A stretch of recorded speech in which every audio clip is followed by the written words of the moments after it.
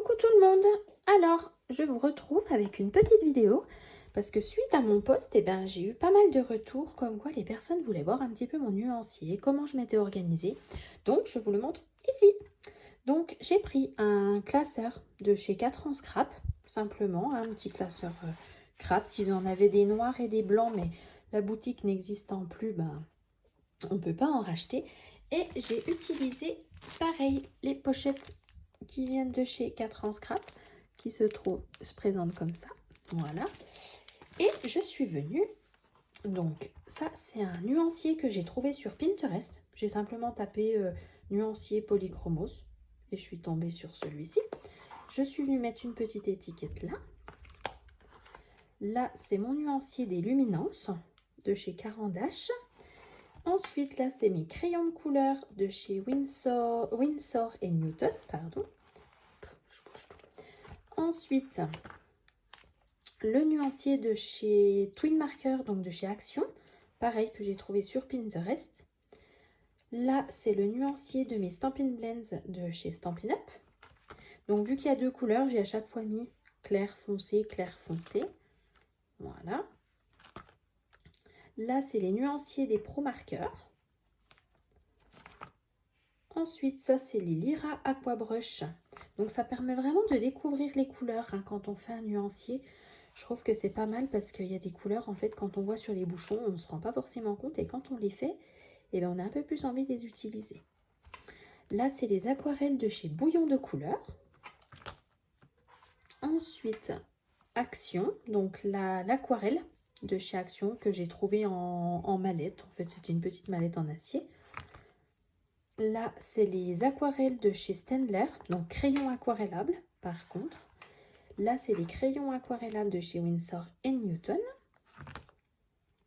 Ensuite, là, c'est les crayons aquarellables de chez Stampin' Up. Ici, j'ai les Caran-d'Ache de chez Swiss Color. Voilà, donc un petit peu les couleurs. On voit un petit peu.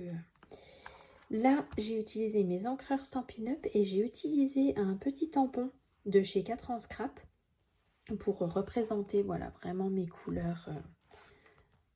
Donc voilà un petit peu. Ensuite, ça c'est mes Stampin' White de chez Stampin' Up également. Donc j'ai fait pareil, le nuancier. Là, c'est ce que j'ai en encre Versafine. Voilà, j'ai utilisé un petit papillon des ateliers de Karine. Et ensuite, pareil, le même papillon, j'ai fait pour les Memento. Voilà, donc là pour l'instant, voilà un petit peu ce que j'ai réalisé. Et il me reste encore à faire pour mes Distress, Oxide et Ink. Et il me reste aussi à faire pour les Magical. Voilà, donc j'aimerais faire un petit peu pour les Magical. Et j'aimerais également me faire un nuancier pour tout ce qui est nouveau.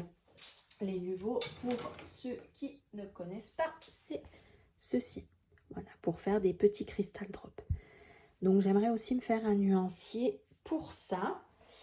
Et ensuite, il faudra que je voie un petit peu ce qui me manque. Mais je pense que quand j'aurai terminé ça, je ferai une déco en fait sur ma pochette. Donc peut-être une bande de papier, marquer mon nuancier sur une petite étiquette.